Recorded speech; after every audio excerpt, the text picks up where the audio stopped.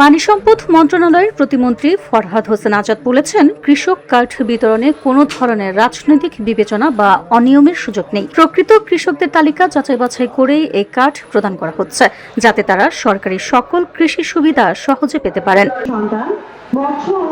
মঙ্গলবার বাংলা নববর্ষের প্রথম দিন উপলক্ষে পঞ্চগড়ের ৫ পীর বৈরাতি উচ্চ বিদ্যালয় মাঠে আয়োজিত অনুষ্ঠানে প্রায় ২০০০ কৃষকের মাঝে কৃষক কার্ড বিতরণকালে তিনি এসব কথা বলেন। প্রতিমন্ত্রী আরও বলেন, বর্তমান সরকার জনগণের কল্যাণে ঘোষিত নির্বাচনী প্রতিশ্রুতিগুলো পর্যায়ক্রমে বাস্তবায়ন করছে। ফ্যামিলি কার্ড ও কৃষক কার্ডের মতো উদ্যোগগুলো এরই অংশ, যা সাধারণ মানুষের জীবনমান উন্নয়নে গুরুত্বপূর্ণ ভূমিকা রাখবে। আমাদের নির্বাচনী অঙ্গীকারগুলো ছিল ফ্যামিলি কার্ড, কৃষকের ১০,০০০ সুচ্ছ কৃষি ঋণ, ইমাম, মুয়াজ্জিন, পুরোহিত, সেবকদের সম্মানী ভাতা, সারা বাংলাদেশে ২০,০০০ কিলোমিটার নদী, খাল, জলাশয় খনন, পুনরুদ্ধার এবং কৃষকদের প্রায় আমরা ২,৭৫,০০,০০০ কৃষকের কাছে কৃষি কার্ড আমরা পৌঁছে দিব।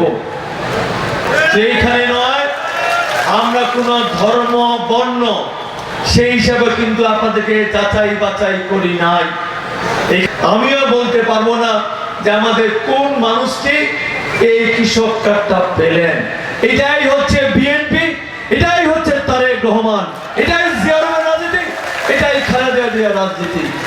তিনি বলেন, সরকার কোনো ধরনের বৈষম্য বা বিভাজনের রাজনীতি বিশ্বাস করে না। ধর্ম, বর্ণ, দল, মত নির্বিশেষে সকলকে সঙ্গে নিয়েই একটি সম্প্রীতিপূর্ণ ও সমৃদ্ধ বাংলাদেশ গড়ে তোলাই সরকারের মূল লক্ষ্য।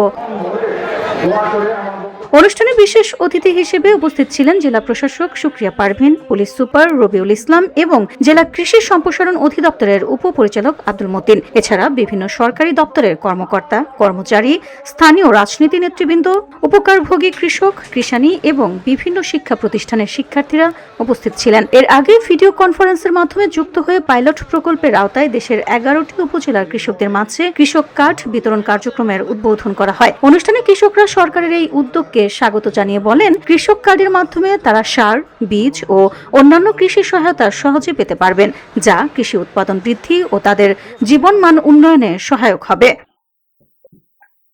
VOD Bangla news desk.